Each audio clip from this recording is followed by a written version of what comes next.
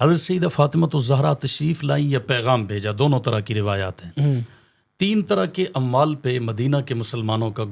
گزر بسر چل رہا تھا۔ ٹھیک ہے۔ 3 طرح کے اموال میں ایک وہ مال تھا جو بنو نذیر یہود کے قبیلے سے جنگ کے بغیر مسلمانوں کو ملا، جسے مال فے کہا جاتا ہے، یہ بھی مدینہ کے قریب تھا۔ ایک خیبر کے یہودیوں سے حضور صلی اللہ علیہ وسلم کو جو اراضی ملی،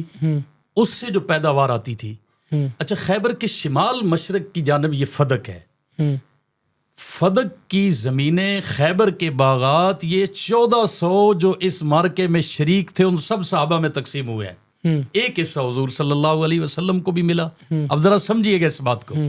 ایک حصہ حضور صلی اللہ علیہ وسلم کو ملا، آپ صلی اللہ علیہ وسلم اس سے مسلمانوں کے رفاع عامہ کے کاموں میں بھی لگاتے اور اپنے گھر کا خرچ بھی اس سے چلاتے۔ حضرت سیدہ فاطمہ الزہرا حضور صلی اللہ علیہ وسلم کی ایک ہی بیٹی ہے، حق بجانب ہیں، انہوں نے بات پوچھنی ہے، کرنی ہے۔ حضرت صدیق اکبر کو انہوں نے بڑا سمجھا ہے، اور یہ صرف حضرت سیدہ فاطمہ الزہرا کا ہی نہیں خیال تھا، امہات المومنین کا خیال بھی تھا کہ حضور درہم و دنانیر تو چھوڑ کوئی نہیں گئے، بینک بیلنس کوئی نہیں ہے، ٹھیک ہے، یہ جائیداد ہی ہے جس سے گھر کا گزر بسر چلتا تھا، ہو سکتا ہے اس میں وراثت جاری ہو۔ حضرت سیدنا عثمان غنی کو بھیجنے کا مشورہ بھی ہوا ازواج مطہرات کا، بالآخر امی عائشہ صدیقہ، وہی صدیقہ بنت صدیق، مزاج شناس نبوت، انہوں نے کہا کہ نبی کی وراثت مال میں،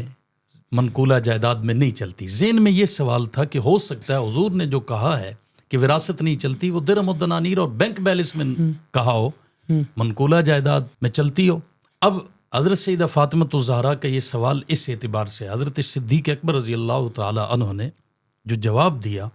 وہ وہی روایت پیغمبر، ارشاد پیغمبر کہ حضور صلی اللہ علیہ وسلم نے فرمایا ہے کہ ہم جو انبیاء کا گروہ ہیں، نحنو معاشر الانبیاء لا نورث ما ترکنا صدقۃ، ہم وراثت میں کچھ بھی نہیں چھوڑ کے جاتے، بالکلیہ کچھ بھی نہیں چھوڑ کے جاتے، جو چھوڑتے ہیں وہ صدقہ ہوتا ہے، وہ صدقہ جاریہ ہے، یہ آپ نے فرما دیا۔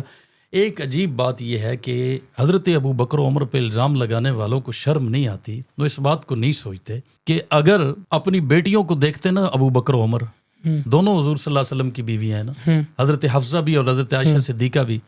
تو پھر بتائیے کہ حضور کی وراثت دینے میں بیٹیوں کا فائدہ تھا نا،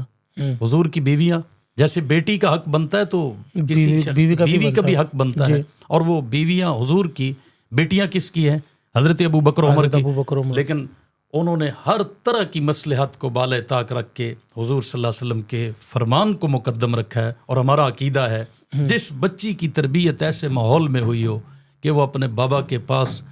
جائے غلام مانگنے اور والد تسبیح دے دے پڑھنے کے لیے، تسبیح فاطمی، اس بچی کی تربیت پاک پیغمبر نے کی اس انداز سے ہے کہ اپنے وقت پہ اگر کبھی دنیا کی بات آئے اور ایک طرف دین کی بات آئے تو فاطمہ الزہرا دین کو مقدم رکھے گی، دنیا کو نہیں دے گی۔